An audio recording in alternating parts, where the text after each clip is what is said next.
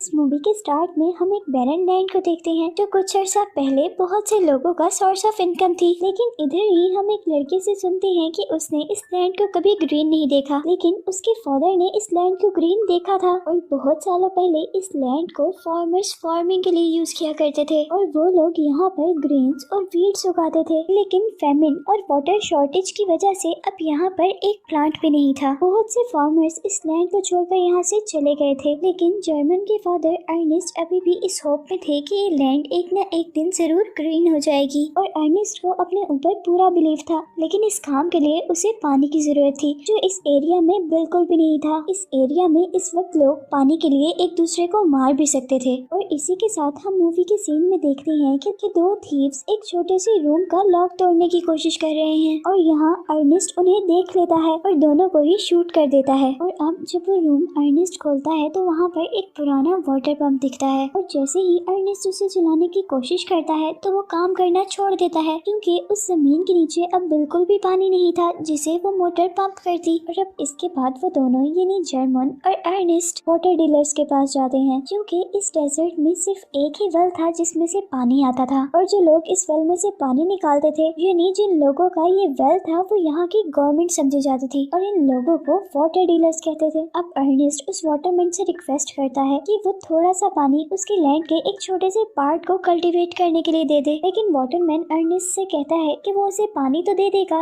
लेकिन उसके लिए उसे बहुत सारे पैसे देने पड़ेंगे। लेकिन इतने पैसे अर्नेस्ट के पास नहीं थे। इसके बाद अर्नेस्ट और जर्मन घर के लिए निकलते हैं जहाँ रास्ते में उनकी एनिमल की टांग टूट जाती है और अर्नेस्ट अपने एनिमल को रास्ते में ही मार देता है। और घर आने पर अब हम जर्मन की सिस्टर को भी देखते हैं जो उन्हें फूड सर्व करती है और इसके बाद हम देखते हैं कि वो मड से डिशेस वॉश कर रही थी क्योंकि उनके पास पीने तक के लिए वाटर नहीं था। नेक्स्ट डे हम देखते हैं कि अर्नेस्ट और जर्मन दोनों एक रोबोट शॉप पर जाते हैं कुछ ऐसा लेने के लिए जो उनके एनिमल की रिप्लेसमेंट हो यानी जो वेट कैरी करने में उनके काम आ सके। और यहाँ पर उन्हें एक सिम नाम का रोबोट नजर आता है, लेकिन यहाँ उस रोबोट को लेने के लिए काफी सारे लोग थे पर अर्नेस्ट ये ऑक्शन जीत जाता है और अब वो रोबोट खरीद लेता है। लेकिन यहाँ पर फ्लैम नाम का एक आदमी भी वो रोबोट खरीदना चाहता था। के बाद हम देखते हैं कि वो दोनों बाप बेटा यानी जर्मन और अर्नेस्ट एक हॉस्पिटल में जाते हैं जहाँ जर्मन की मॉम एडमिट थी। जर्मन की मॉम को चलने के लिए एक खास फ्रेम की जरूरत थी जो कि बहुत महंगा था और वो लोग उसे अफोर्ड नहीं कर सकते थे, इसीलिए वो हॉस्पिटल में एडमिट थी। जर्मन अपनी मॉम के साथ कुछ टाइम स्पेंड करता है और अब इसके बाद वो दोनों घर चले जाते हैं। अर्नेस्ट और जर्मन घर जाते हुए एक गैस स्टेशन पर रुकते हैं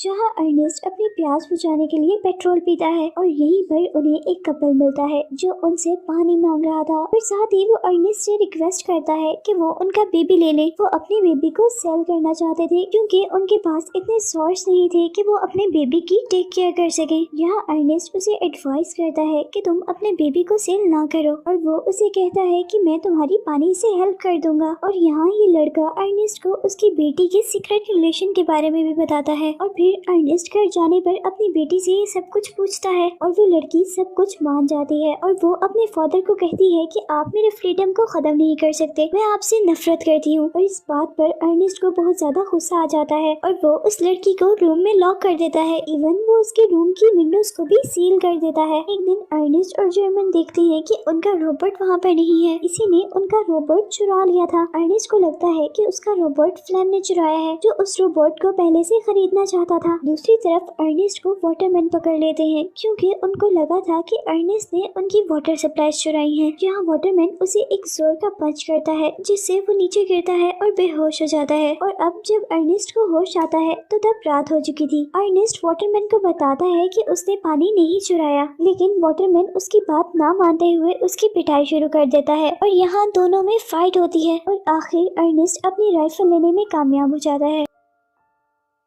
अर्नेस्ट वाटरमैन पर राइफल पॉइंट करता है और वहाँ से भागने में कामयाब हो जाता है। और अब घर जाते हुए अर्नेस्ट को फ्लैम नजर आता है जो रोड पर सो रहा था और उसके पास अर्नेस्ट का रोबोट भी था और इससे अर्नेस्ट को यकीन हो गया था कि उसी ने इस रोबोट को चुराया है और वाटरमैन की सप्लाईज को भी। अब अर्नेस्ट फ्लैम को हॉस्टेज बनाकर वाटरमैन के पास लेके जाता है ताकि वो अपनी इनोसेंस प्रूव कर सके। अब रास्ते में अर्नेस्ट और फ्लैम को प्यास लग जाती है। फ्लैम उसे आइडिया देता है कि हम इस सप्लाई से वाटर यूज कर सकते हैं वो दोनों बैठकर पानी पीते हैं और यहाँ फ्लेम उसे कहता है कि तुम मुझे छोड़ दो और जितने हमें पैसे मिलेंगे हम दोनों आपस में आधे आधे बांट लेंगे। लेकिन अर्नेस्ट उसकी बात नहीं मानता और वो आगे बढ़ता रहता है। लेकिन थोड़े ही दूर जाने पर अब अर्नेस्ट की एनर्जी बहुत ज्यादा डाउन हो गई थी। इवन वो चल भी नहीं पा रहा था और ये सब नोटिस करते हुए फ्लेम अर्नेस्ट को एक स्टोन से मारता है और अर्नेस्ट के हेड से ब्लीडिंग स्टार्ट हो जाती है और वो मर जाता है। यहाँ फ्लेम अब अर्नेस्ट की डॉटर के पास उसे मिलने के लिए आता है। वो लोग एक दूसरे से मिलते हैं और वहाँ से चले जाते हैं। इधर जर्मन अब अपने डैड के पूरा दिन घर न आने पर बहुत ज्यादा परेशान था और वो उन्हें ढूंढने के लिए जाता है, जहाँ रास्ते में उसे वो रोबोट मिलता है और थोड़ा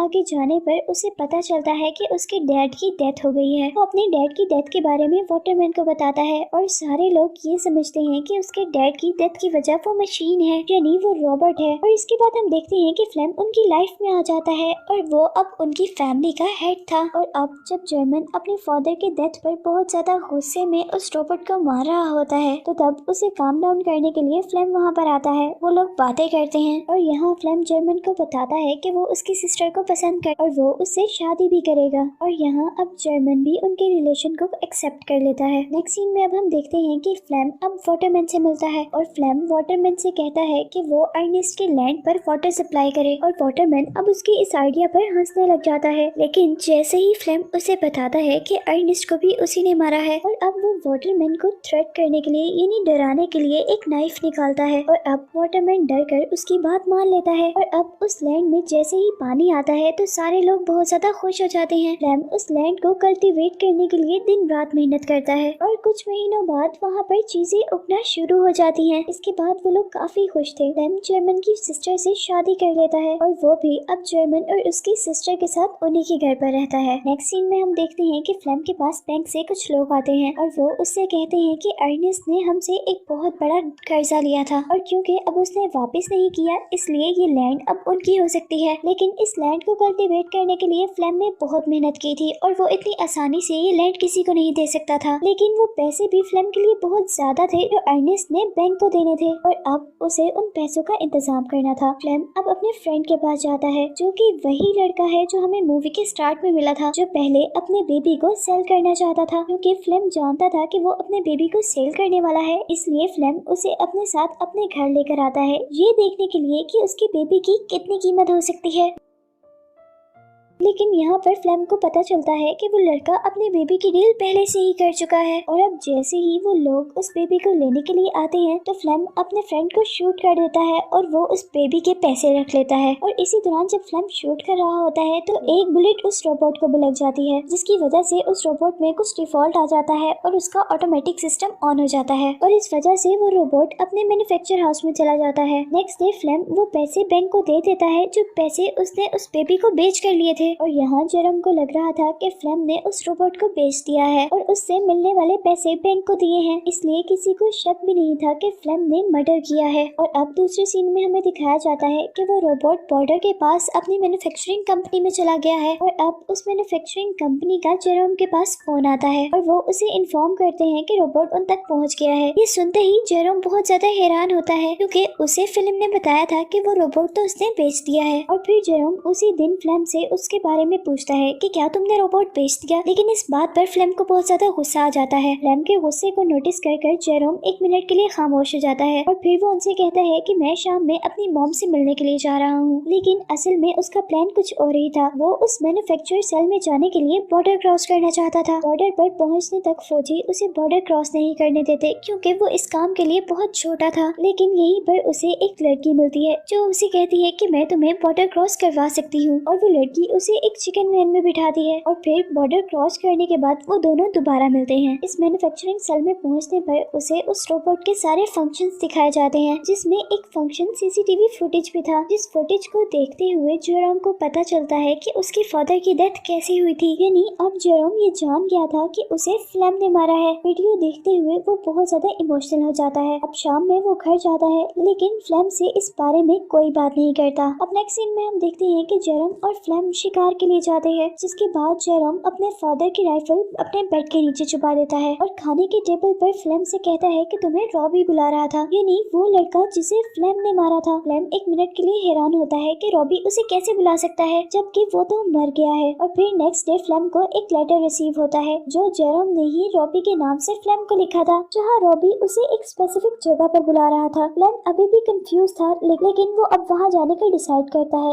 ये देखने के लिए कि क्या रॉबी अभी तक जिंदा है। और फिर वो अपनी वाइफ से मिलने के बाद उस जगह पे चला जाता है जहाँ पर रॉबी ने उसे बुलाया था। और वहाँ जाने पर वो जोर जोर से रॉबी को आवाज देता है, पर अचानक एक गड्ढे में गिर जाता है और गिरते हुए उसकी दोनों टांगे टूट जाती हैं। और यहाँ अब उसके सामने जेरोम आता है। फ्लेम उसे मदद के लिए बुलाता है, लेकिन जेरोम उसे शूट कर देता है। और यहाँ मरते हुए फ्लेम को एहसास होता है कि जेरोम सब जान गया है और वो जेरोम से कहता है कि ये सब एक एक्सीडेंट था। और फिर 2 दिन बाद जेरोम घर आता है, जहाँ पर जेरोम की सिस्टर अभी भी अपने हस्बैंड का वेट कर रही थी, लेकिन जेरोम उसे ऐसा फील करवाता है कि उसे उनके बारे में कुछ भी नहीं पता। वो अपनी सिस्टर से कहता है कि उसे अपने हस्बैंड का थोड़ा और इंतजार करना चाहिए। यहीं पर वो लड़की उसे कहती है कि अब हम अपनी मॉम को घर ला सकते हैं, क्योंकि अब हमारे पास इतने पैसे हैं कि अब हम उनका वो एक्सपेंसिव फ्रेम अफोर्ड कर सकते हैं। मूवी के लास्ट सीन में हम देखते हैं कि जेरोम ने उस रोबोट की सारी मेमोरी डिलीट कर दी थी ताकि कोई भी ये सच ना जान सके, और इसी को दिखाते हुए ये मूवी एंड हो जाती है।